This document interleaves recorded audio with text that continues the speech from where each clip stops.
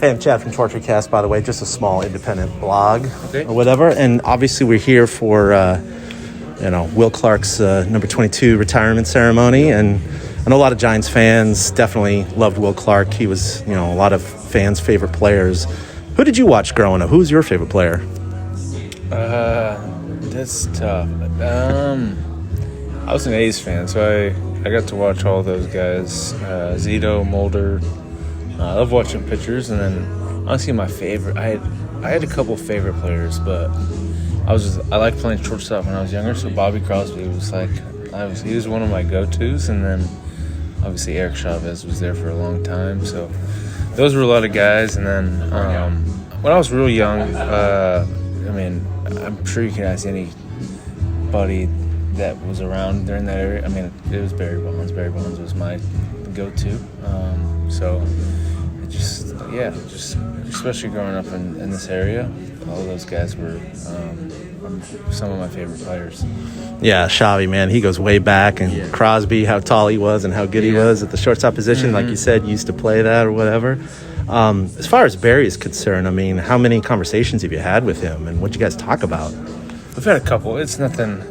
We don't go too deep into anything. No hitting tips now, apparently.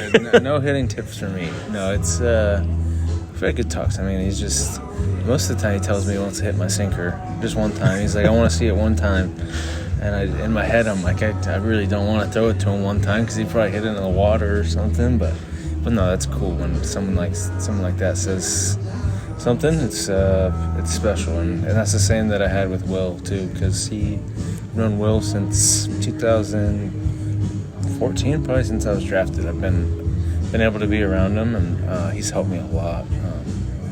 Just being able to talk to him, pick his brain, listen to his stories. I think that's kind of the name of the game, is picking up stuff from your elders and taking what you can learn from them.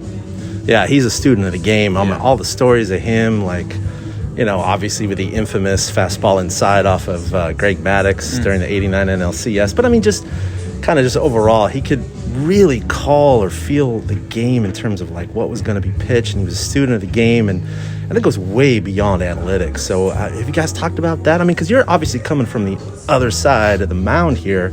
But, is that something you kind of, not just necessarily what Will Clark's told you, but, do you ever go on the mound, and I know you're looking at your catcher, putting down the signs, but are they going to think what the batter's thinking and then throw something off? What's the thought process when you guys are on the mound?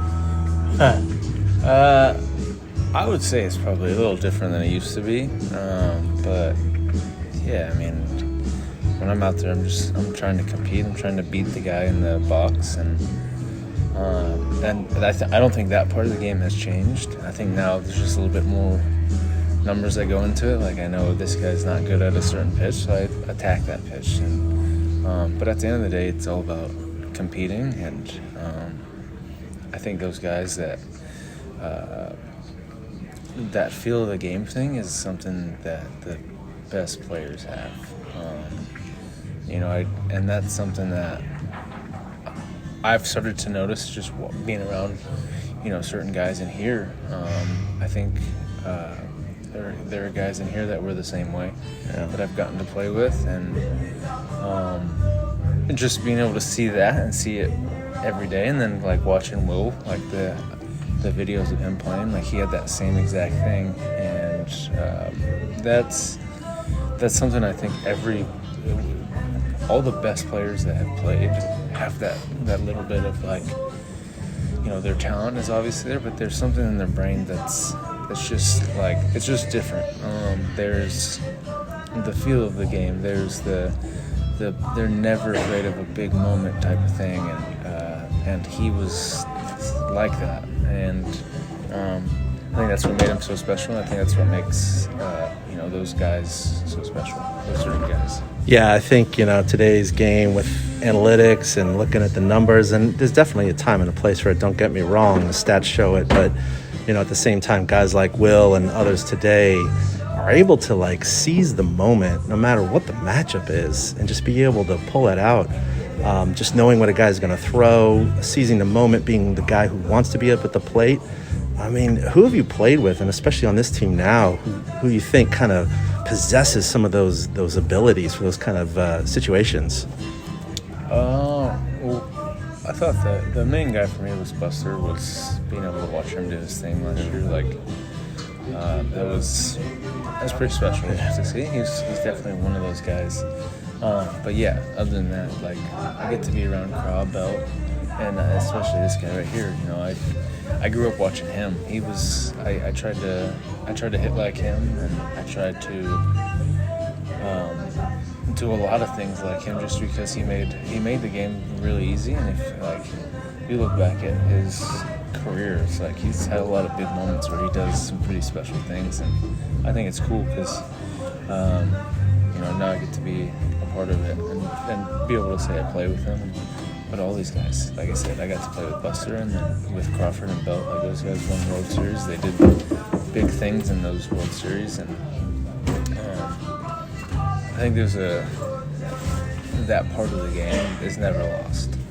Yeah, and obviously you're talking about Evan Longoria, and he has his injury right now, and hopefully he recovers from that, because he doesn't have many, many years left of playing. Hopefully he sticks with the team and playing ball a little bit longer. And you mentioned Buster Posey, and in his retirement speech, he really did mention you as the guy who was the man. Like, he pointed to you as someone who could be a leader, who has that tenacity and whatever. And I don't mean to put you on the spot, obviously. I know you're not you're kind of a humble guy, but what did that mean to you? I mean, you've had many conversations with him, but he called you out publicly and just kind of said, hey man, this is the guy that you want on your team. That was special. I mean, when you hear it from a guy like that, it's pretty cool to hear, and I think that has a big meaning to me, especially because it's it's not really the baseball thing. It's more of like the just being around him, like the human part of the stuff. And I think that there's something that me and him kind of clicked with us a little bit. So that like desire, that like need to compete, and kind of that, I'm gonna say that win at all costs kind of feeling. And I think that's something I try to carry with myself all the time, because that's all I really want to do is win, and that's why I'm so lucky that I get to be around these guys, and to hear something like that from Buster, who was that way, who won 3 World Series, come back from a very gruesome injury, and to do what he did, it was just like, it's pretty cool. It was huge. That was a special thing that he said about me, and hopefully I can prove him right. And last thing to wrap up here. Look, you guys are, hit a rough patch coming out of the break, obviously, and congratulations, by the way, on your All-Star, or well, you should have been an All-Star selection, I think, but that's another discussion amongst Giants fans and the professionals. But one question I had for you was, look, you guys are only 4 back, and the wild card is there, right? The expanded playoffs. I mean, there's no reason to think you guys can't come right back in here. Just a couple good weeks, and you're right back in the thick of things. I mean, what do you think needs to kind of improve right now to get you guys back in the hunt?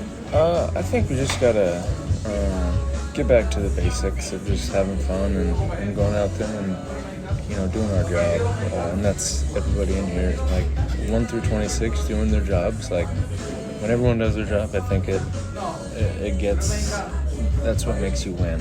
It's not one person doing it all, and we're not trying to do that at all. I feel like because we have been losing, there are times where I bet you can ask a lot of people in here that's like, you feel that you need to hit the 1 home run to win the game. You feel like you need to go 8 that day because you feel like we need to win.